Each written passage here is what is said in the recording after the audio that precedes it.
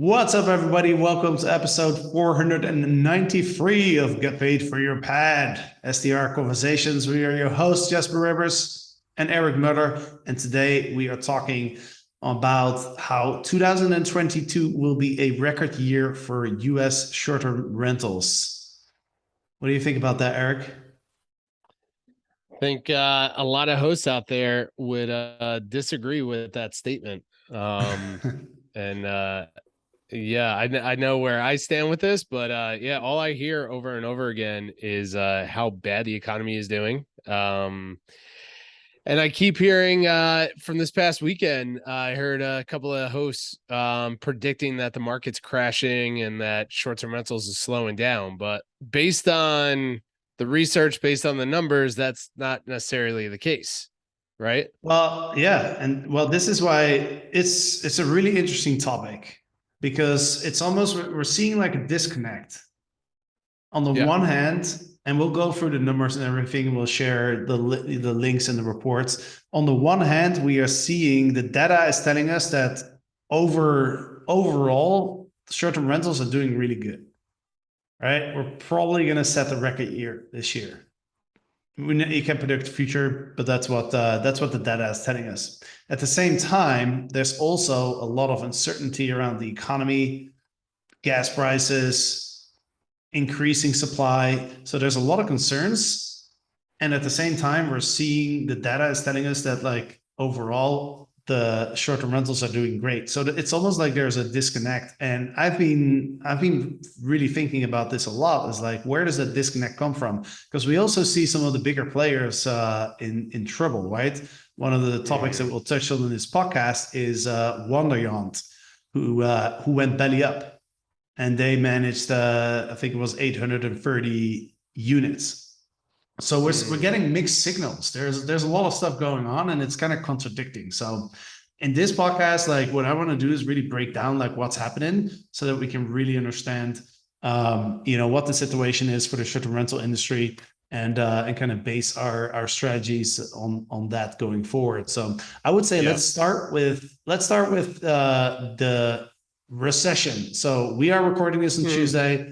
By the time you're listening to this, if you open up CNBC or Bloomberg or something, you'll probably know whether the US is in a recession or not, because the GDP numbers are coming out this Thursday.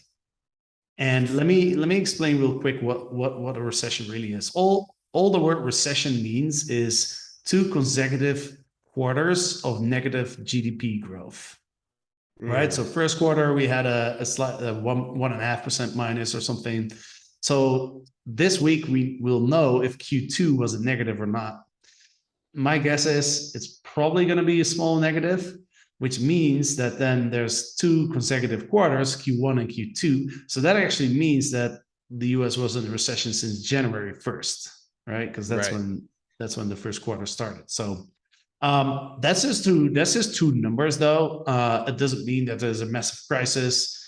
You could have like 2 quarters of minus 0.1, and it will be a recession too. Sure. Right. So just the word recession, there's a lot more to it than just that word, I guess is what I'm trying to say. Yeah.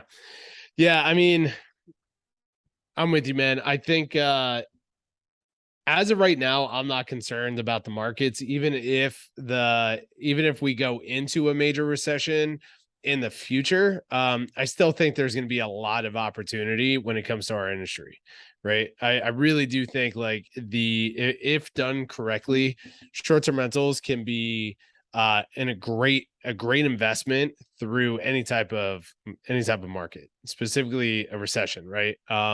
So we may be entering into a recession. My money is that we are, right? So when this goes live, my money is that we are in technically a recession. But what do you think are the fears, or what are you noticing that the fears are popping up within the hosting industry right now? What do you think is like the narrative right now? Yeah, I mean, what I can tell from like the people that are reaching out to us over emails and the people that we talk to, there's 3 main concerns. Number one is the recession, and recession is interesting because as soon as there's talk of recession, like it kind of feels like this daunting thing that's like, out of our control, and people associate it with like massive layoffs and all sorts of problems, which is not necessarily the case. Yeah, I mean, the last time we heard the word recession was 2008, right? And what that entered us into it. And that was a tough time for a lot of people, right? All around the world. We all got impacted by that. And we watched many, many companies go bankrupt. We watched mom and pops go bankrupt. We watched a lot of people lose a lot of things, right?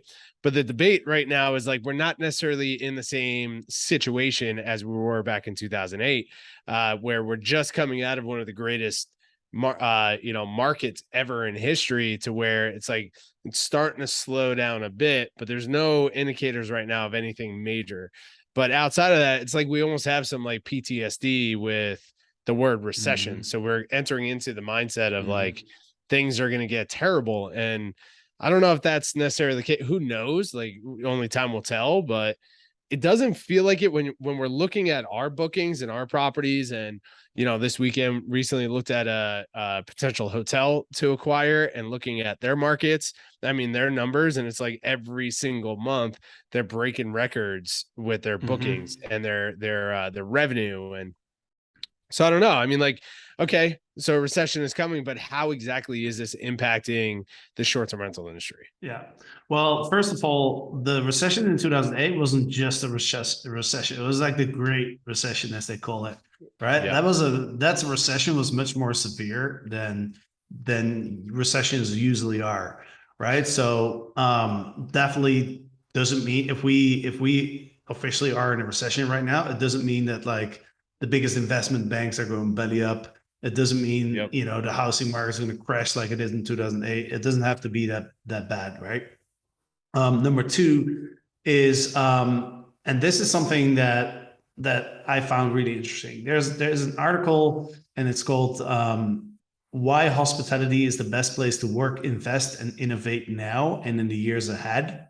And it basically talks about this hospitality conference that took place I believe it was in New York in June, where people from different investment banks and all sorts of people in the short-term rental industry came together and discussed the outlook. And what they are saying is that yes, the economy might slow down, but their expectation is that there's such a strong underlying fundamental upward trend in hospitality and travel, that even though the economy might slow down, the short-term rental industry is still going to grow. That's basically what they're saying. And just to read off some quotes, one person said, "The microeconomy of hospitality is decoupled from the macroeconomy." Another person, and this is the head of strategic investment at Blackstone. Blackstone is one of the biggest investment companies in the world. I mean, I just looked it up. They manage almost $1 trillion worth of assets, right? So the head of strategic investments of Blackstone, it's big party, said the fundamentals around hospitality are incredibly strong. We are looking at how we can invest more in hospitality. A couple other quotes. "We do not expect an upcoming recession to impact the hotel and travel industry the same way last recessions did." And then the last quote I want to share is, let's see here. "Most travelers haven't begun to travel again. There's still a lot of untapped demand out there." So just to share and some sentiment of, and of these people at this conference. And, these are, like I said, like these are people from, major investment firms. Like we're talking JP Morgan, Morgan Stanley's, as I mentioned, Blackstone. So that's their opinion. So they are saying like, yes, the economy might slow down, but the fundamentals and the underlying trend in hospitality is so strong that even though that in spite of that potential slowdown, we're still going to see record-breaking years in the next few years. So 2023, 2024, they still expect there to be solid growth. That's a good thing. That's a good thing. Yeah. I mean, we got to follow. I mean, Tony Robbins talks about this all the time, right? It's like, success leaves clues, and, understanding just listening and learning from the players, the giants in our space and all of hospitality and what they're gearing up for. Like we're seeing obviously companies in the short-term rental space being disrupted, but there's so many factors to that right now, right? It's like, can we actually connect Wanderjaunt and they're closing up shop to the economy right now, or can it be a traditional startup story where a startup company gets infused with a lot of money, expands extremely fast in a way that's not profitable and not necessarily scalable or retainable, and they have to close the doors because their model just does not make sense. Again, master leasing model at scale. We haven't seen this at a level where it actually makes scale sense for a lot of these companies at scale. So we saw another one that just went under, right, with Wanderjaunt. So like, is that the economy, or is that specific company related decisions that they made that led them to shutting the doors? Yeah.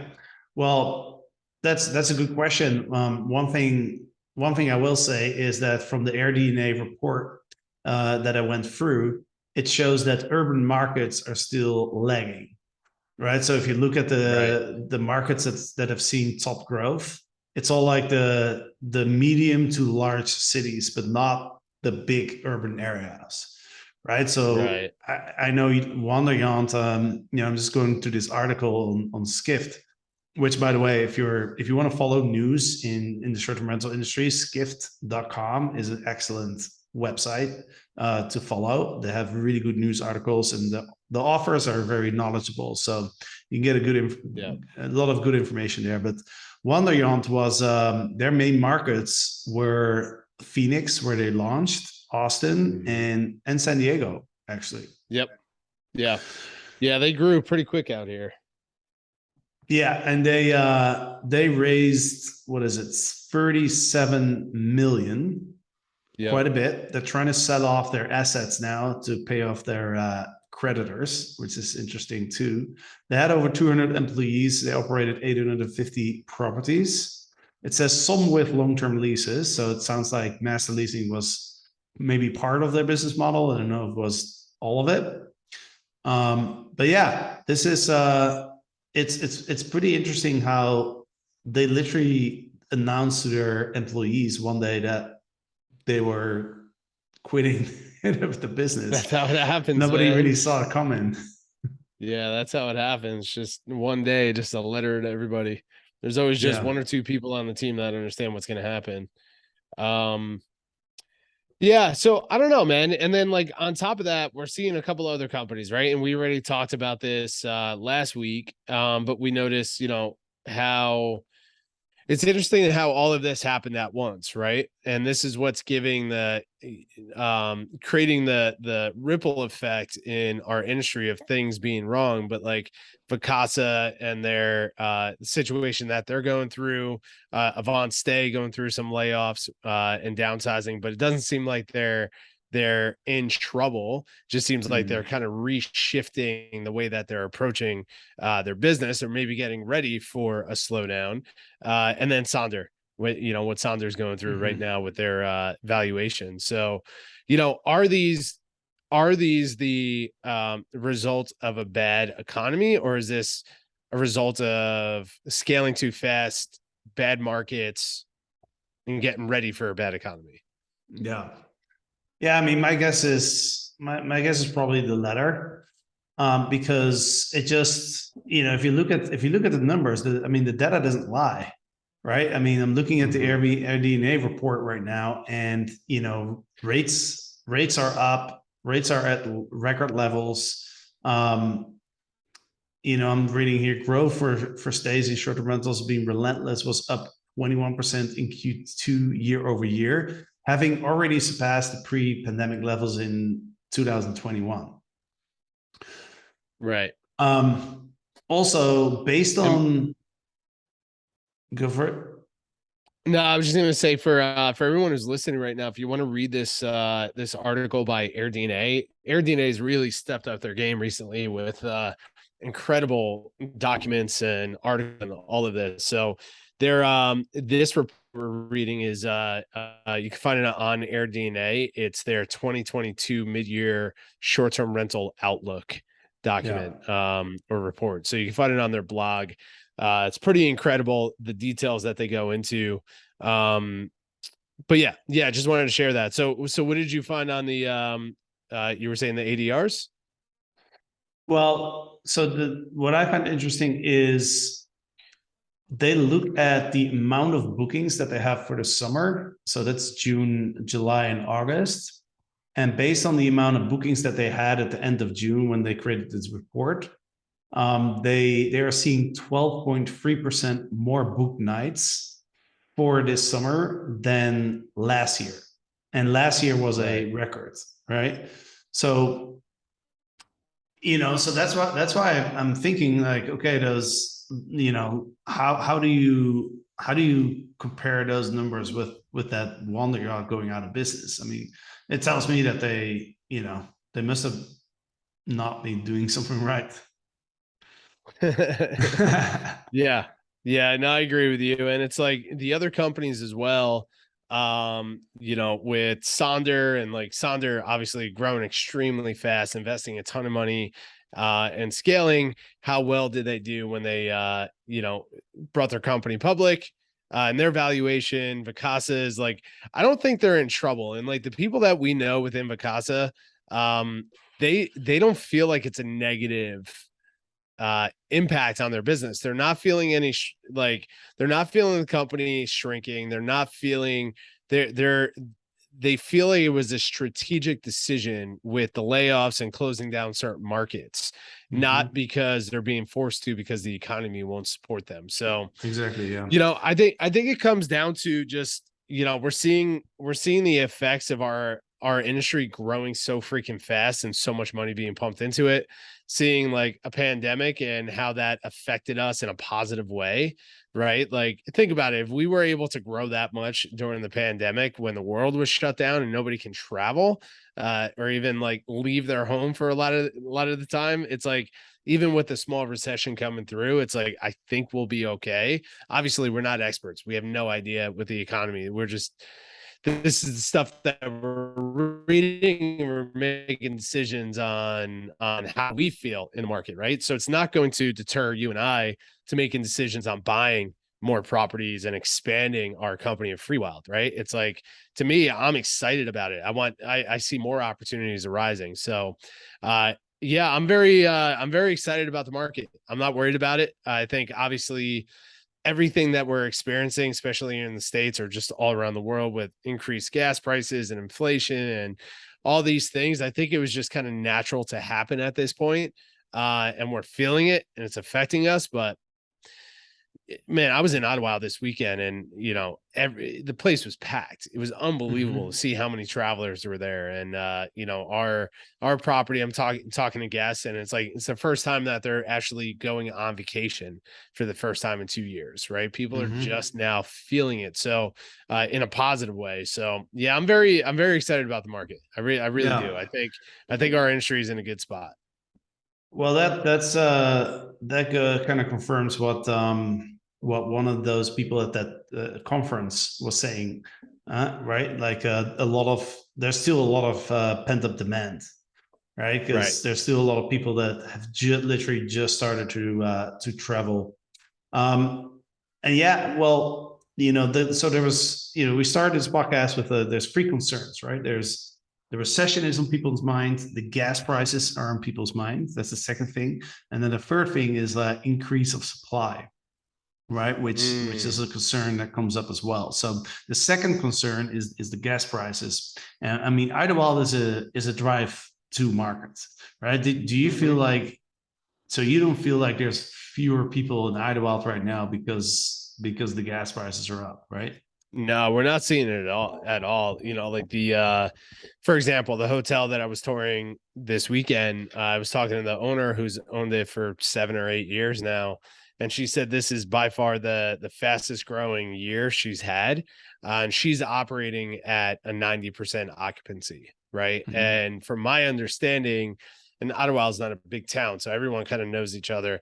The majority of the other inns and hotels in that area are operating at the same rate. And the reason why I'm comparing it to these hotels, when I say hotel, I'm not talking about Holiday Inn, Square Box hotel. These are cabins. These are, very comparable to what we own up there. They're, majority of their business is being booked through Airbnb and the Modern Traveler, right? So it's very comparable to this. So no, I don't see it slowing at all. I think during the summer, like we saw a huge influx.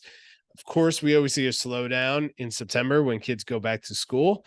But as of right now, I don't think anyone's really feeling it in a negative way in those markets. Same thing with Joshua Tree, the occupancy through the roof, Big Bear, Lake Tahoe.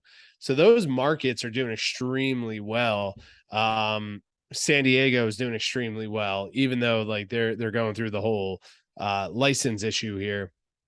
So yeah, I don't know. I think we've been preaching this for the last 2 years. Like these markets are the markets to invest in right now. If you're scaling a management company or an investment company, like these drive-in markets, I think they're still going to be very powerful for the next few years. I think cities are going to be very challenging for a while to understand exactly how to scale that. If you're focused at scale, if you're taking on a couple of units in downtown markets, like it's going to work and you'll be fine.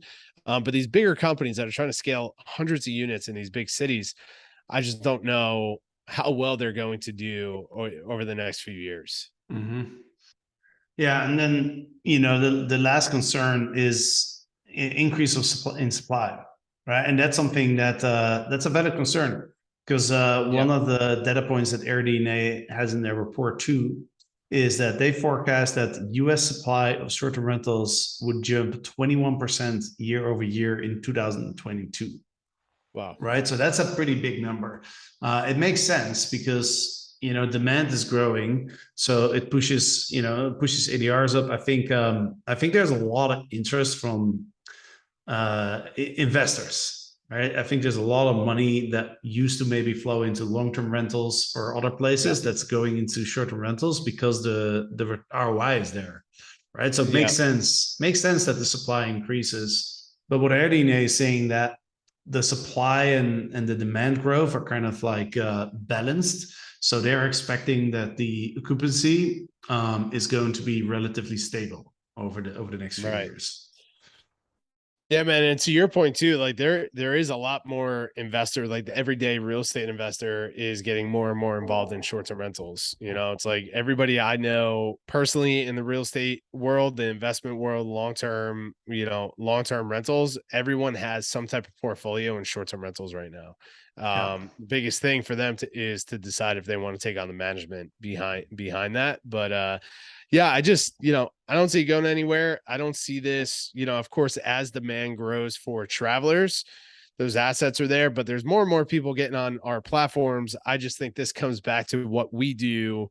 And this is what we preach in the Legends X program and what it's all about, right? It's like standing out in the crowd by being a professional company, a professional short-term rental host, right? Because the list it and forget it hosts, the hosts that are they're just focused on the dollars, is just throwing cheap furniture in and kind of doing their minimal to book these units that are not really tied into the hospitality side. They're not going to do as well as the companies that are true, or the hosts, I should say, that are truly invested into themselves and their experiences, their guests, all of that. Investing in yourself to really become like a real hospitality brand, regardless of the amount of units. To me, those are the ones that are going to do extremely well compared to all the new people that are jumping into the platforms. Yeah. Yeah. And that's something that that article that is shared from the conference, I can't remember who said it, but somebody said experiential travel is going to dominate lodging, right? So just renting out a space is going to underperform versus creating like real experiences, which is also a trend that's been going on for a while, I think, as well. For sure. Cool. So yeah, overall, the future seems pretty bright. in the short-term Yeah. rental space, which is good. And you've been we opened up class 4 of License X on Yeah. Friday. So you've been already on the phones with a lot of hosts. What are you learning from speaking to the hosts that are applying to License X? Yeah, it's pretty incredible. We've had quite a bit of people reach out so far, and I've talked to, I would say half the group that I've talked to so far, they're running 1, 2, 3, 4 units. And then the other half are, running anywhere between 15 and 40 units, right? So like we're seeing like what I'm noticing is that no one's really concerned about the industry as a whole. Like everyone is still operating very, very their operations are very solid right now. Right. So their ADRs are good, their revenue is good, their booking rates are good. Everyone we talk to is looking to scale. And it's always the same challenges, right? It's like, hey, I got to this point, but now I'm like so deep in the day-to-day of my business that I want to grow, but I can't get out of the weeds. So how do you help me with that? Right. So, but everyone I'm speaking to is they're super excited about their growth. A lot, man, the amount of people that want to get into tiny homes and unique stays is unbelievable. It seems like everyone is excited about just even creating those and being creative behind their listings. But no, it's, there's a different energy right now. There's more professional hosts than ever that I'm speaking to, of people that just truly want to grow, and not hundreds and hundreds of units, but want to grow real hospitality brands and what they're doing, and really aligning with one of those 3 business models, right? The lifestyle business, the legacy business, or the sellable business. So it's cool to understand where everyone lies, so we can kind of guide them in the right direction on what to build so they can achieve that goal.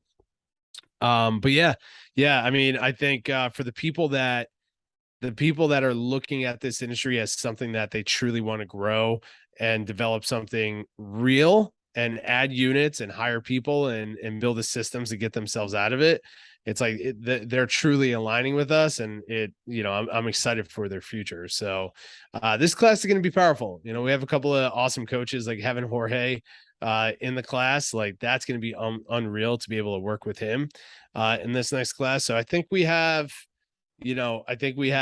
half. We still have some seats available, right? So if anybody wants to reach out and chat with me about the class and see if it aligns with them, I encourage you guys to send an application and jump on a call with me in the next couple of days, and we'll see if it's in good alignment for your growth plan. Yeah. Yeah, you can submit your application at www.strlegends.com/X. It's a pretty simple application process. Probably takes about 5 minutes or so. After we receive it, Eric is going to jump on a call with you, chat to you about your business, and see if it's a win-win. That's right. strlegends.com/X. That's it. All right. All right, man. Well, let's wrap this up. It's good to talk to you. And any final thoughts? That's it, y'all. If if you're a CEO host that loves this industry and you're trying to either enter into it or grow it, just I wouldn't slow down. I would double down on this industry. I really believe in it. I personally want to grow it for Free Wild. Like I was texting you all weekend. I'm like, I want to buy these hotels. I want to take over these properties. I want to add more units. Like I'm going all in on this thing. I am not concerned. Obviously, it's going to get more expensive economy wise, and it could become challenging. But honestly, like there's no indicators right now that this industry is going to slow down, and I just want to ramp it up. So Yeah. I'm excited for it. Don't slow down. If you guys want to grow, you want to chat about how we can support you guys, send an application. We'll jump on a call and see if it aligns. Right. Awesome. All right, man. We'll talk to you soon. And for the listeners, have a great weekend. We'll be back on Monday, of course, with another podcast episodes. We're nearing the magic number of 500. Boom. That's exciting. Thanks for listening, everybody. Have a great weekend, and we'll see you soon. See ya.